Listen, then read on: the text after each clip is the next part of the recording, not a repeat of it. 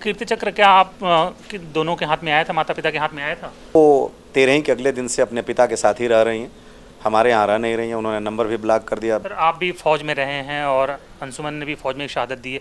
अग्निवीर को लेकर आप लोगों का एक बयान भी वायरल हुआ था। आपका पर्सनली क्या मानना है कि अग्निवीर स्कीम कितनी फौज के जवानों के देश के हित में है या नहीं है? अगर वो चाहती हैं कि इसी घर में रहेंगी अंशुमान की यादों के साथ और शादी करके उनका ये होगा, तो देवर और भाभी में शादी की एक परंपरा रही है हमारे समाज में। तो मेरा बेटा 2 ही साल छोटा है भौतिक रूप से उनसे, मैं उससे भी उनकी शादी कर सकता हूँ, मुझे कोई एतराज़ नहीं। कि मैंने तो बेटा भी खोया, बहू भी खोया और अब इज्जत खो रहा हूँ। शहीद कैप्टन अंशुमन सिंह की शहादत से लखनऊ और देवरिया की कीर्ति पूरे भारत में फैली, लेकिन राष्ट्रपति महोदया से उनको जो कीर्ति चक्र मिला, उस कीर्ति चक्र को उनके पेरेंट्स छू नहीं पाए। तो इसको लेकर इस वक्त एक बड़ी कंट्रोवर्सी खड़ी हो गई है।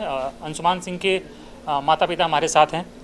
सर, इसी घर में रह के वो कीर्ति उनकी फैली और उन्होंने नाम देवरिया से लेकर लखनऊ तक सब रोशन किया, लेकिन इस घर में ही कीर्ति चक्र नहीं आ पाया। यही तो दुर्भाग्य है और यही मलाल भी है कि आना चाहिए था, नहीं आया।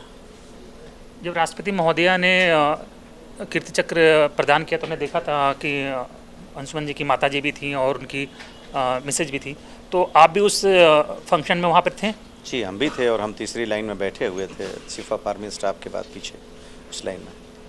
वो कीर्ति चक्र क्या आप दोनों के हाथ में आया था, माता पिता के हाथ में आया था? देखिए, कीर्ति चक्र जो प्रोटोकॉल के तहत अगर मैरिज के बाद होता है तो पत्नी और माता दोनों लेती हैं संयुक्त रूप से, और अगर अविवाहित हैं तो माता पिता जाते हैं।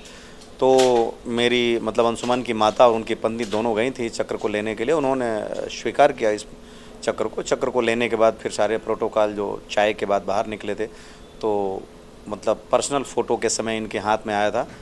मुझे तो वह लेने का सौभाग्य नहीं प्राप्त हुआ, क्योंकि एक दिन पहले रिहर्सल में इन्होंने उस पेपर को, जो एक प्रतीक था कीर्ति चक्र का, अपने हाथ में लिया था। तो उनका ऑब्जेक्शन आया था। वो सीओ साहब को आया होगा या सीओ साहब ने खुद कहा, मैं इसको नहीं कह सकता। तो उन्होंने कहा कि माम सिर्फ हाथ लगाएंगी और उसको अपने हाथ में पकड़ना नहीं चाहिए, मतलब बिल्कुल नहीं पकड़ेंगी, और ये डेकोरम मेंटेन किया जाएगा। आप कहते हैं तो हम राष्ट्रपति भवन में भी नहीं जाएंगे। ये सम्मान जो है हम बिल्कुल कभी भी उस पर ठेस नहीं पहुंचने देंगे। उसके बाद मैं इसी मतलब आप कह दें कि दुविधा में कि क्या कहीं सरे बाज़ार समाज में मैं उसको लेने का प्रयास करूं, वो कुछ उसका रिस्पांस दें जो कि पब्लिक डोमेन में जाए और वो शोभा न दे। तो मैंने लेने का प्रयास नहीं किया, मांगने का प्रयास नहीं किया। उन्होंने एक बार भी ये नहीं कहा कि ठीक है, आप अपने बेटे की इस बहादुरी का जो प्रतीक है, जो पारितोषिक है, उसको ले करके खोल के देख लें या गले से लगा लें या सीने से लगा लें। और यह सौभाग्य हमें दुर्भाग्य से नहीं मिला। अगर मिलता तो शायद मैं बहुत सौभाग्यशाली पिता होता। तो सर, ऐसा कैसे हो गया कि जो कीर्ति चक्र आया वो स्मृति सिंह जो कि उनकी पत्नी थी अंशुमन सिंह की, वो आप लोगों के को छूने भी नहीं दिया और मतलब वो सीधे लेके चली गई, अपनी फैमिली के पास चली गई, अपने माता पिता के पास चली गई। जो 25 साल का आप लोगों ने जो एक पाला पोसा था, वो जो रिलेशन था 25 साल का, वो उस पर भारी पड़ गया 5 महीने का रिलेशन। सरकारी नियम के हिसाब से उनको लगता है कि इनोके को ही सब कुछ है, उसी को मिला है, तो उन्होंने समझा होगा कि उनका एक अधिकार है। लेकिन माता पिता, माँ और पत्नी दोनों संयुक्त रूप से हैं, तो आज वो एक पत्नी हैं, कल को वो भी माँ बनेंगी और सास बनेंगी, तो उनको इस दर्द से वो ज़रूर रूबरू होंगे कि होता क्या है एक माँ का दर्द। और वो 13 के अगले दिन से अपने पिता के साथ ही रह रही हैं, हमारे यहाँ रह नहीं रही हैं। उन्होंने नंबर भी ब्लॉक कर दिया, बाकी सारी चीज़ें आप सुन ही रहे हैं, मीडिया में कर दिया। तो उस समय भी लेने के बाद वो भारत मंडपम में भी वो उनके ही हाथ में रहा, और खाना खाने के बाद भी 10 बजे के बाद वो उनका जो 748 नंबर का रूम था अशोका होटल में, हमारा 762 था, कोई बातचीत ही नहीं ना ये हुआ कि कभी भी वो दें। हम तो अगल बगल के सोफे बैठे थे, लेकिन कभी उन्होंने किसी के माध्यम से भी, अपने पिता के माध्यम से या किसी के माध्यम से भी, उनके अगर आप कहें कि दिल में ये बात अगर आई होती कि ज़रा हम ये शेयर करते हैं, कराते हैं इनके इस महान बेटे की ये पुरस्कार है। क्योंकि बेटे को महान कोई पत्नी नहीं बनाती, बेटे को महान बनाता है उसका परवरिश, उसका आचरण, उसकी जीन, उसके गुरु, उसके मित्र, और जिस परिवेश में उसका वातावरण गुजरता है, उसके व्यक्तित्व का निरूपण और निर्धारण, यही सब का महत्वपूर्ण कारक होते हैं जो करते हैं 5 महीने में या 5 साल में भी कोई पत्नी अपने पति को वीरता का पाठ नहीं पढ़ाती है। प्रेम का मंजूषा तो लुटा सकती है, लेकिन वीर बनने के लिए वो कुछ नहीं कर सकती। कल से सर आपके तमाम वीडियो वायरल हो रहा है सोशल मीडिया पे, लोग पूरे देश में चर्चा हो रही है, तो उन्होंने भी देखी होंगी तमाम चीज़ें। क्या कोई कॉल उनकी फैमिली से या खुद उनका स्मृति सिंह का आया कि सॉरी पापा गलती हो गई और क्या कहते हैं हम इसको नहीं होना चाहिए, तो हम उनका जो कीर्ति चक्र है उसको आपके पास लेके आ रहे हैं, ऐसा कोई ऐसा नहीं। मैं तो उनको लास्ट में कर्नल निर्मल साहब के माध्यम से और ख़ुद उनके पिता से कहा कि हमारे बेटे के मूर्ति का अनावरण होगा, उसमें लगाने के लिए दे दीजिए, फिर आप उसका सम्मान वापस करेंगे। तो उनके पिता ने कहा कि विल कंसिडर इट और will think about it, but कोई जवाब नहीं था। जाते समय उनका आप था और मैं माननीय रक्षा मंत्री से जब मिल के आ रहा था तो उनके मोबाइल स्विच ऑफ थे, और मैंने रक्षा मंत्री से मिलने से पहले और बाद में भी कर्नल निर्मल साहब से कहा कि एक बार उनसे ज़रूर बात करें कि वो क्या कह रहे हैं या कहीं छोड़ कर गए, क्या हुआ, लेकिन ऐसा कुछ भी नहीं था। मैं कल भी रात को उनको फ़ोन किया कि मैंने पब्लिक डोमेन में 1-2 अपनी बातें कही हैं जो कि वो नहीं कहना चाहिए, आप उनसे कम से कम बात करें कैसे हैं वो लोग, और उनको कुछ बाइट्स हमने भेजी थी, लेकिन उनकी तरफ से कुछ भी नहीं था। और जितने भी पहले पत्रकार से मेरी बात हुई थी, अभी एक रेड FM के अनुज जी हैं, वो उनसे बात नहीं पाई। मैंने उनसे कहा था कि पर्टिकुलर क्वेश्चन उनसे पूछिए कि हमारे घर को उसी दिन क्यों छोड़ के गई, नंबर को क्यों ब्लॉक किया, या ऐसा व्यवहारिकता इस तरह की व्यवहारिकता का संपादन क्यों किया, और वो जवाब मिलता है तो आप हमें ज़रूर कहिएगा, क्योंकि मैं वो एक अभागा पिता हूँ जो ये नहीं जान पाया कि हमने वो कौन सी समय का वो कौन सा अंतराल था जिसमें हमारे परिवार ने खता किया। क्योंकि मैं ये ज़रूर समझ सकता हूँ कि सिक्के के दोनों पहलू पे बातें होंगी, और कल को लोग ये भी कहेंगे कि कैसे माता पिता हैं कि बहू अगले दिन ही घर छोड़ के चली गई। सर हम जानते हैं, मैंने उनसे यही कहा था उनके पिता को कि मैंने तो बेटा भी खोया, बहू भी खोया, और अब इज्जत खो रहा हूँ। अगर यह सिनेरियो आपके साथ हुई होती तो आप क्या करते? जब उन्होंने ये कहा था कि मैं पुरानी बातों को भूल जाना चाहता हूँ और हमारे लिए वो पास्ट लाइफ है। नो डाउट सर, क्या कहते हैं कि बेटे की अर्थी किसी भी पिता के कंधे पे सबसे बड़ा भार होता है, लेकिन फौजी की फैमिली ये सोच के एक संतोष कर लेती है कि वो माँ भारती के काम आया है, तो थोड़ा सा एक दुख उनका हल्का होता है। लेकिन वो जो प्राउड है, वो जो मिलना चाहिए था, जो हाथ में कीर्ति चक्र आना चाहिए, इसको देखकर आप प्राइड फील करते हैं, वो नहीं आया, तो कितना बड़ा मतलब मिसिंग लग रहा है कि क्या मायने रखता है किसी भी शहीद की फैमिली के लिए वो कीर्ति चक्र हो या शौर्य चक्र हो, कोई भी, या परमवीर चक्र हो? देखिए, ये कहना बड़ा आसान है। मैं जब मेरे बेटे का ये समाचार हुआ कि वो अब इस दुनिया में नहीं रहे, तो ये रिकॉर्ड पे है कि मैंने यही कहा था कि ये बताएं कि वो वीरों की तरह से शहीद हुआ या कायरों की तरह से। तो मुझे बताया गया कि वो वीरों की तरह से और लोगों की ज़िंदगी अब बचाते हुए शहीद हुए हैं। तब मैंने कहा कि मैं जो खो दिया वो वापस तो नहीं आ सकता, लेकिन मुझे फ़ख्र है कि वो कायर नहीं था, वीर था, और उसने अपने जीवन का बलिदान वीरों की तरह से दिया। जब उनकी पार्थिव शरीर आई थी गोरखपुर में एयरपोर्ट पर, तो मैं पहला व्यक्ति था, रिकॉर्ड पे है, पूरे मेडल्स डेकोरेशन के साथ जहाज़ में अकेले गया और उनको जाके सलूट मारा। उनकी अर्थी को पहला सलूट देने वाला मैं था, क्योंकि वो उसको डिज़र्व करते थे। मैं उस समय एक, आप सोच सकते हैं कि एक पिता के हृदय पे क्या गुजरी रही होगी जब वो अपने बेटे की अर्थी को, जबकि कई लोगों ने कहा कि आप अकेले कैसे, मतलब बिल्कुल मैं अकेले जाऊंगा, आप साथ में मत चलिए, अगर उसके बाइट्स हो तो आप चेक कर सकते हैं। जहाज़ में खड़ा होकर के पूरे सम्मान के साथ मैं अकेले में, उनकी ज़बरदस्ती जहाज़ लैंड हुई है तो मैं उनको सलूट दिया था। तो मुझे फ़ख्र था अपने बेटे के इस शहादत पे। इसी फ़ख्र के साथ मैं चाहता था कि वो कीर्ति चक्र जो था उनके बस्ट की शोभा बनता, और मैं भी देखता है बिंग एक्स फौजी, लेकिन ये सम्मान मुझे नहीं मिला। तो मेरे जो तमन्ना, आप यूँ कहें कि हृदय प्रदेश में प्रादुर्भूत जो इच्छाओं की कलियाँ थी, वो पुष्पित पल्लवित होने से पहले ही उन पे तुषारपात हो गया, और मेरे जो उद्गार थे हृदय प्रदेश में, वो लबे साहिल तक आने से पहले ही दफन हो गए।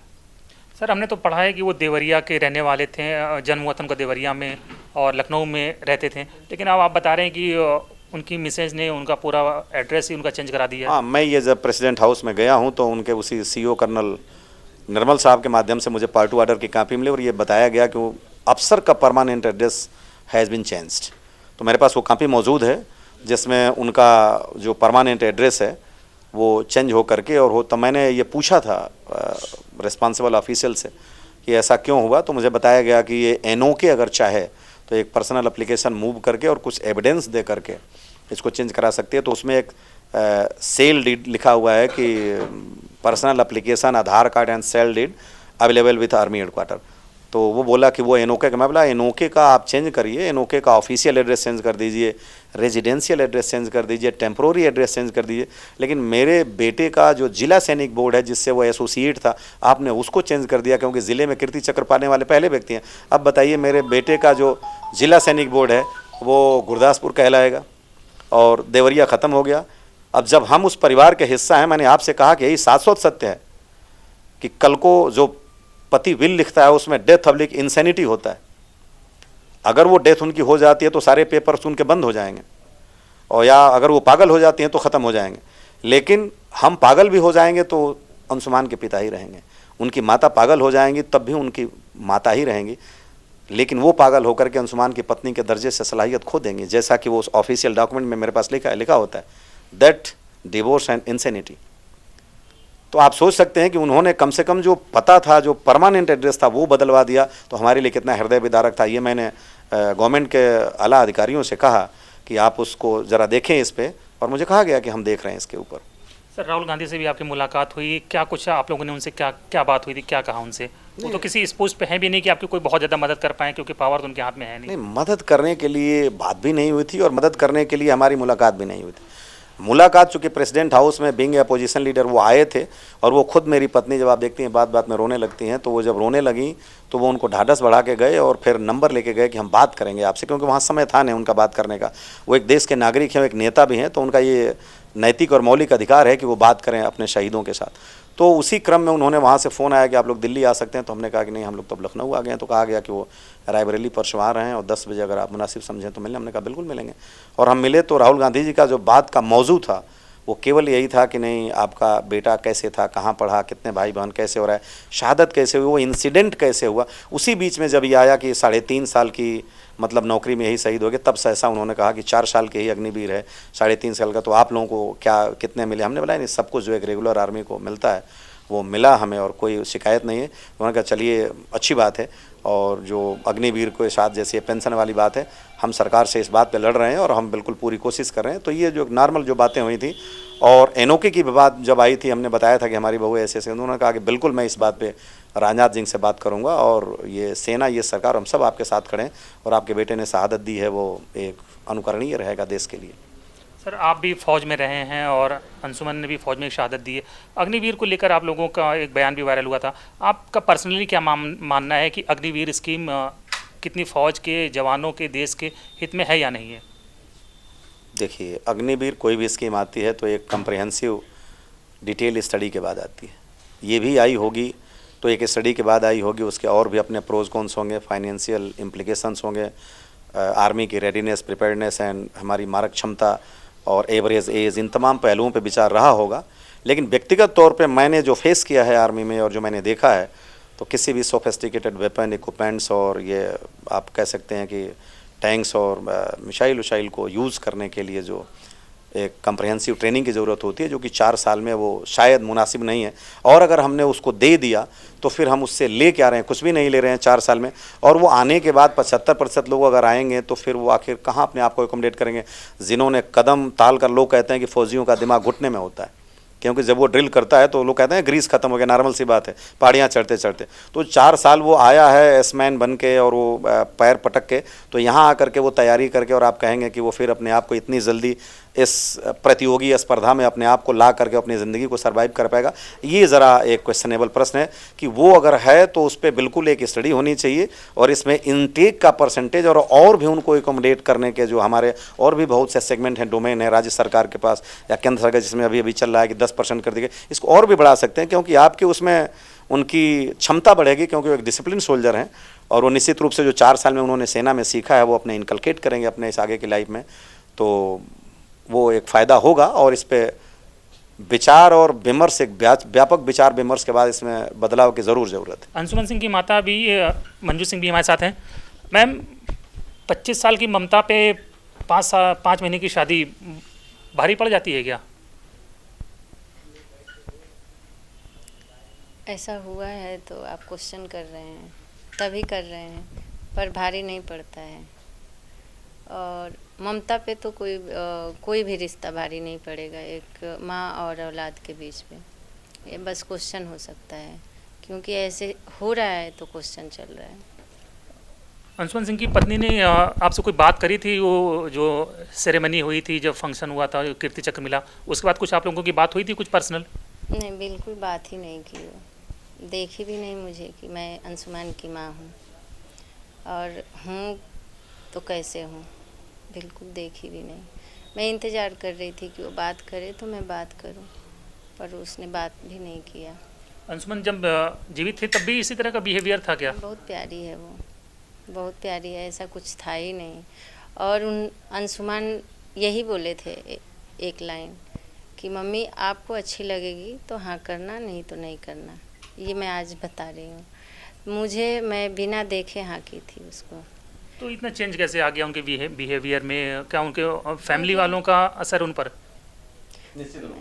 अब ये तो नहीं पता मुझे कि फैमिली का दबाव है या वो कर रही है और किस डर से कर रही है, पता नहीं।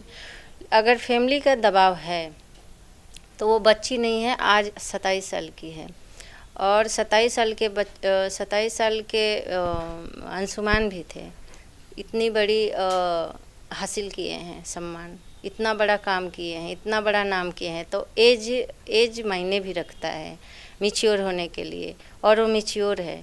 अगर माँ बाप दबाव भी दे रहे हैं तो उसके पास क्या दिमाग तो है, पढ़ी लिखी है, तो कुछ बच्चे भी अपने माँ बाप को समझाते हैं, जो कि मेरे भी बेटा था, अगर कुछ हमारे अंदर होता था बातें चीतें तो बच्चों को भी हम शामिल करते थे कि ये डिस्कशन में, तो क्या सही है क्या गलत है बच्चे भी निर्धारित करते हैं। ऐसा नहीं है कि माँ बाप ही सही होते हैं।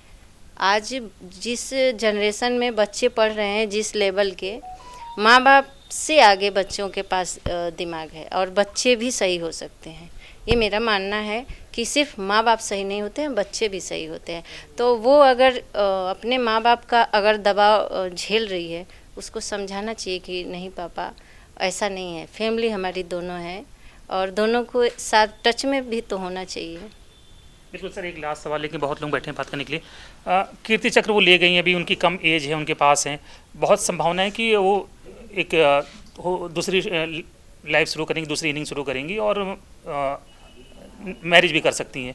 तो अगर मान लीजिए वो ऐसा करती हैं तो फिर उनकी नई लाइफ में उस कीर्ति चक्र का क्या महत्व रह जाएगा? उनको अपनी नई लाइफ शुरू करनी चाहिए, क्योंकि अखंड वैधव्य को झेलना यह बहुत पुरानी प्रथा है, नहीं होनी चाहिए। ज़िंदगी में एक सहारे की ज़रूरत होती है, पति पत्नी का होना आवश्यक है, और आपको कल समाज के कर्णधार आपके बच्चे भी होंगे। मैंने तो 20 तारीख को जब उनके पिता ने ये बात ऐसे छेड़ी थी अनमने मन से, क्या उनके मन में क्या रहा होगा मुझे नहीं पता, कि अभी तो ये केवल 26 साल की है, तो मैंने कहा था कि मेरी बेटी भी है और मेरी बहू भी है। और ये बात मैंने तमाम लोगों से भी कही, उनके पिता से उस दिन भी कही, और आर्मी ऑफिसर से भी कही, ये 20 क्या बोलते हैं 6 पंजाब के शिव साहब से भी पहले भी बताई थी, और वीर नारी वालों को भी बताया था कि मैंने ये कहा था कि अगर वो शादी करना चाहती हैं, जो कि उनको करना चाहिए, तो हम अपने घर से बेटी की तरह से उनको पूरे धूमधाम से विदा करेंगे, और दोनों परिवार मिलकर विदा करेंगे। दूसरा मैंने ये कहा था उनके पिता से, कई लोग थे, 1-2 लोग और थे, कि अगर वो चाहती हैं कि इसी घर में रहेंगी अंशुमान की यादों के साथ, और शादी करके उनका ये होगा, तो देवर और भाभी में शादी की एक परंपरा रही है हमारे समाज में, तो मेरा बेटा 2 ही साल छोटा है भौतिक रूप से उनसे, मैं उससे भी उनकी शादी कर सकता हूँ, मुझे कोई एतराज़ नहीं है। तीसरी मैंने ये रखी थी कि अगर वो ये कहेंगी कि नहीं मैं शादी करूँगी ही नहीं, लेकिन इसी घर में रहूँगी, तो उस कंडीशन में मैं ये करूँगा कि जो भी मेरे पुत्र का पहला बच्चा होगा, वो बेटा हो या बेटी हो, वो उनकी आंचल में हम देंगे, और उसमें पिता का नाम अंशुमान लिखा जाएगा, और जो भी लीगेसी है उनको पास ऑन की जाएगी, और वो हमारे घर की मालके बन के रहेंगी, बड़ी बहू की हैसियत से रहेंगी, और पूरी इज्जत और खूब तो तवानाई के साथ रहेंगी। और उसी का ये बिना है कि 4 ही दिन के बाद उन पूरे हमारे घर के जितने भी जेवर हैं, इनके भी जेवर, उनके भी जेवर, वो आज भी कैनरा बैंक राजाजीपुर में लखनऊ में रखे हुए हैं, जिसमें ऑपरेट करने का अधिकार केवल उनके पास है। बिल्कुल, तो देखिए माता पिता को आपने सुना, इनका दर्द सिर्फ इतना है कि कीर्ति चक्र अगर इनके पास भी आता, देवरिया में जा पहुँचता और लखनऊ में उनके आवास पे आता, तो निश्चित ही जो दर्द इन्होंने सहा है, उस दर्द की बहुत हद तक नहीं, लेकिन थोड़ी बहुत तो भरपाई होती, लेकिन दर्द यही है कि अंशुमन सिंह की पत्नी वो सम्मान अपने साथ लेके अपने पेरेंट के पास चली गई और अंशुमन के माता पिता फ़िलहाल अभी इंतज़ार ही कर रहे हैं।